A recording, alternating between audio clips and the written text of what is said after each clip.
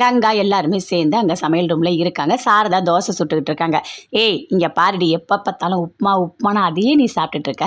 சரி நீ உப்புமா சாப்பிடு, அதில் கொஞ்சம் காய் எல்லாமே நான் சேர்த்து தரேன், அப்போ தாடி உனக்கு சத்து வரும்.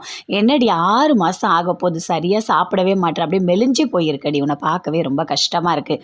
நான் சொல்கிறத கேளு, கொஞ்சோண்டு ஒரு அரைக்கரண்டி மாவு ஊற்றி கொஞ்சமாக நான் முட்டை தோசை மாதிரி சுட்டு தரேன், நீ சாப்பிட்றியா அப்படின்னு கேட்குறாங்க. அங்கேருந்து வராங்க கிருஷ்ணாவோட அம்மா வராங்க. வந்த உடனே சொல்கிறாங்க, இங்கே பாருங்கள், நீங்கள் தோசை வந்து சுடும்போது அதில் கொஞ்சோண்டு நேற்று புளிக்குழம்பு வச்சிங்கள்ல, அந்த புளிக்குழம்பு மேலே கொஞ்சம் போட்டு கொடுங்க, அப்படியே அந்த முட்டை மேலே கொஞ்சம் பெப்பர் போட்டு கொடுங்க, அப்போது புளிப்பாக நல்லா சாப்பிடுவாங்க அப்படின்னு சொல்கிறாங்க. அப்படியே சாரதாக்கு கோவமாக வருது.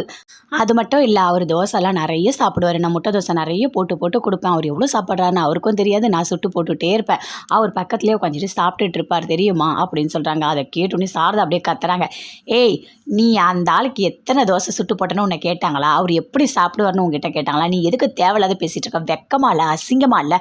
என்னை அக்கான்னு கூப்பிட்டா உன்னை என்ன பண்ணுவேனே தெரியாது அப்படின்னு சாரதா அப்படியே கத்துறாங்க. அதுக்குள்ளே காவேரி ஓடி வராங்க.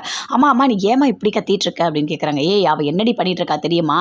ஏன் அவங்க புருஷனுக்கு வந்து இதை சுட்டு போட்டேன், தோசை சுட்டு போட்டேன், அப்படி பண்ணேன், இப்படி பண்ணேன், நல்லா பார்த்துக்கிட்டேன் அப்படிலாம் சொல்கிறாடி, என்னை ரொம்ப கோவப்படுத்தி பார்க்குறா அப்படின்னு சொல்லிட்டு சாரதா சொல்கிறாங்க.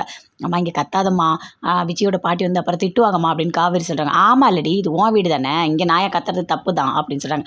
அம்மா நீ ஏமா இப்படிலாம் புரிஞ்சுக்கிற, கொஞ்சம் அமைதியாக இருமா அப்படின்னு காவேரி சொல்லிட்டு அப்படியே உள்ளே போகிறாங்க. எல்லாரும் படுக்கிறதுக்கு போகிறாங்க. போகும்போது அவங்க பொண்ணு சொல்கிறாங்க, அம்மா இங்கே குளிராக இருக்குமா, எப்படிம்மா படுக்கிறதுக்கு ஒரு பெட்ஷீட்டாவது வேணுமா அப்படின்னு கிருஷ்ணாவோட தங்கச்சி அவங்க அம்மா கிட்ட சொல்கிறாங்க.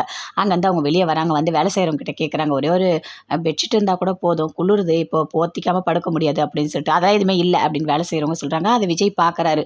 பார்த்த உடனே அங்கேருந்து வராரு. வந்து வேலை செய்கிறவங்கள கூப்பிட்டு கேட்குறாரு, ஆமாம் உங்ககிட்ட நான் என்ன சொன்னேன், அவங்களுக்கு கெஸ்ட் ரூமை க்ளீன் பண்ணி தானே கொடுக்க சொன்னேன், அவங்க எதுக்கு இந்த அவுட் ஹவுஸில் இருக்காங்க? நீங்கள் சொல்கிறதெல்லாம் கரெக்டு தான், ஆனால் இந்த ஸ்டோர் ரூமை தான் கொடுக்க சொன்னாங்க, அதனால தான் நான் கொடுத்தேன் அப்படின்னு சொல்லிட்டு வேலை செய்கிறவங்க சொல்கிறாங்க. அப்படியே கோவமாக வருது விஜய்க்கு. அவங்கள ஃபஸ்ட்டு கெஸ்ட்டு எங்கே தங்குவாங்களோ அந்த ரூமுக்கு கூட்டிகிட்டு போங்க, அவங்களுக்கு போர்வை எல்லாமே கொடுங்க அப்படின்னு விஜய் சொல்கிறாரு. அதே மாதிரி கூட்டிகிட்டு போகிறாங்க. போயிட்டு அந்த ரூமை எல்லாமே க்ளீன் பண்ணி கொடுக்குறாங்க. அங்கேருந்து அப்படியே விஜய் வராரு. காவேரி அப்படியே உட்காந்துட்டு இருக்காங்க. கால் வலிக்கிற மாதிரி இருக்குங்க அப்படின்னு சொல்கிறாங்க. சரி இரு வரேன் அப்படின்னு போகிறாரு. போயிட்டு சுடு தண்ணி எடுத்துகிட்டு வர, அதில் உப்பு போடுறாரு, காலை வெயின்னு சொல்கிறாரு. அதே மாதிரி பண்ணுறாரு. என்ன உங்களுக்கு எவ்வளோ இவ்வளோ பாசம், உங்கள் குழந்தை வயிற்றில் இருக்கிறதுனால தானே, பாப்பா நீ வயிற்றுலேயே இரு, அப்பா என்னை ராணி மாதிரி பார்த்துக்கிறாரு, எனக்கு ரொம்ப சந்தோஷமாக இருக்குது அப்படின்னு காவேரி சொல்கிறாங்க. ஏய் காவேரி எதுக்குடி இப்படி பேசிகிட்டு இருக்கா, வயிற்றில் இருக்க குழந்தை எப்போ வரும்னு ஆர்வமாக இருக்க, நீ பேசுறதுலாம் தப்பு காவேரி அப்படின்னு சொல்லிட்டு விஜய் சொல்லிட்டு இருக்காரு. ஆமாம் பின்ன என் மேலே உங்களுக்கு எங்கே பாசம் இருக்குது, உனக்கு ஒன்று தெரியுமா, என் பொண்டாட்டி தாண்டி எனக்கு ஃபஸ்ட்டு, அதுக்கப்புறம் தாண்டி குழந்தைங்கள்லாம், சரியா? நீ அப்படிலாம் பேசாத, நீ தாண்டி எனக்கு என்னோட உலகமே அப்படின்னு விஜய் சொல்கிறாரு. ஆமாம் அப்படின்னு சொல்லிட்டு இருக்காங்க. அப்படியே வயிற்றில் கையை வச்சு பேசிகிட்டு இருக்காரு. இங்கே பாரு பாப்பா, அம்மா பேச்செல்லாம் கேட்காத, அப்பா நீ எப்போ வருவான்னு ரொம்ப ரொம்ப ஆர்வமாக பார்த்துட்ருக்கேன், சீக்கிரமாக வந்துடணும் சரியா அப்படின்னு சொல்லிட்டு விஜய் சொல்லிட்டு இருக்காரு. இங்கே பாரு காவேரி, இனி இருக்கிறது இன்னும் 4 மாதம் தான், அந்த 4 மாதமும் நீ கேர்ஃபுல்லாக இருக்கணும். நம்மளை சுற்றி எவ்வளோ பிரச்சனை வரட்டும், எந்த பிரச்சனையாக இருந்தாலும் அது உன்கிட்ட வராமல் நான் பார்த்துக்கிறேன் சரியா? நீ தேவையில்லாத டென்ஷன் ஆகிட்டு இருக்காது, எவ்வளோ பிரச்சனை வந்தாலும் அதை நான் ஃபேஸ் பண்ணிக்கிறேன் அப்படின்னு சொல்கிறாரு விஜய். என்னங்க இப்படி பேசுகிறீங்க அப்படின்னு காவேரி சொல்கிறாங்க. ஆமாம் காவேரி, நீ எதை பற்றி யோசிக்கக்கூடாது, வயிற்றில் குழந்தை இருக்குது, 6 மாதம் ஆயிடுச்சு சரியா, இன்னும் 4 மாதமும் நீ சந்தோஷமாக இருக்கணும், அதை பார்த்துக்கிறது என்னோட வேலை அப்படின்னு